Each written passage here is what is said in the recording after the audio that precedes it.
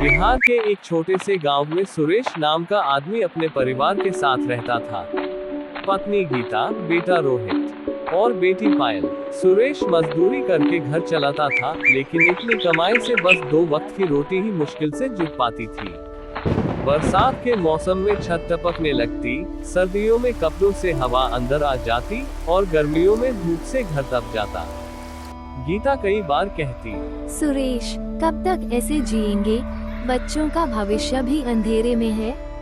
सुरेश बस एक ही जवाब देता, मेहनत करूंगा, एक दिन सब ठीक होगा। एक दिन गांव में एक सरकारी अधिकारी आया और किसानों व मजदूरों को एक नई योजना के बारे में बताया। जो भी लोग अपनी जमीन पर जैविक खेती करेंगे, सरकार उनकी मदद करेगी और उनकी उपज को शहर में बेचने में सहायता करेगी। सुरेश के पास आधा एकड़ जमीन थी, लेकिन वह बंजर पड़ी थी। गांव के लोग हंसते हुए बोले, अरे सुरेश, उस जमीन पर तो कुछ उगेगा ही नहीं। पर सुरेश ने ठान लिया, अगर मिट्टी को प्यार से सींचा जाए तो पत्थर भी फूल उगा सकते हैं। सुरेश ने कर्ज लेकर बंजर जमीन की सफाई की।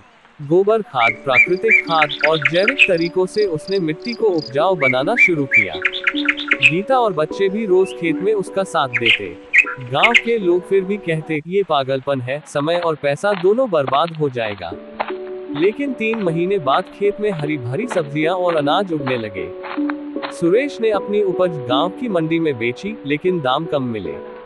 फिर उसने शहर के एक व्यापारी से संपर्क किया, जो जैविक सब्जियां और अनाज ऊंचे दाम पर खरीदता था। पहली ही बिक्री में सुरेश ने इतना कमा लिया जितना वह 6 महीने की मजदूरी में नहीं कमा पाता था।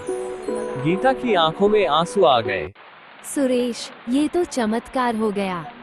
सुरेश मुस्कुराया, ये चमत्कार नहीं, मेहनत का फल है। अगले साल सुरेश ने खेत का विस्तार किया और गांव के कुछ बेरोजगार युवाओं को अपने साथ काम पर रख लिया। उसने ऑनलाइन प्लेटफॉर्म पर भी अपना सामान बेचना शुरू किया, जहां लोग ऑर्गेनिक फार्मिंग के नाम से उसकी उपज खरीदने लगे। धीरे धीरे उसका कारोबार इतना बढ़ गया कि उसने गांव में एक छोटा गोदाम और पैकेजिंग यूनिट खोल ली।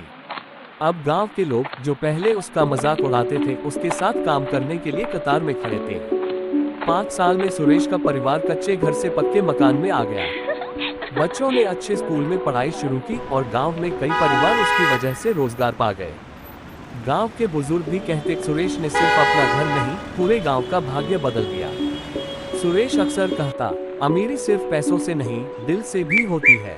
अगर आपकी वजह से किसी की जिंदगी बेहतर होती है, तो वही असली दौलत है।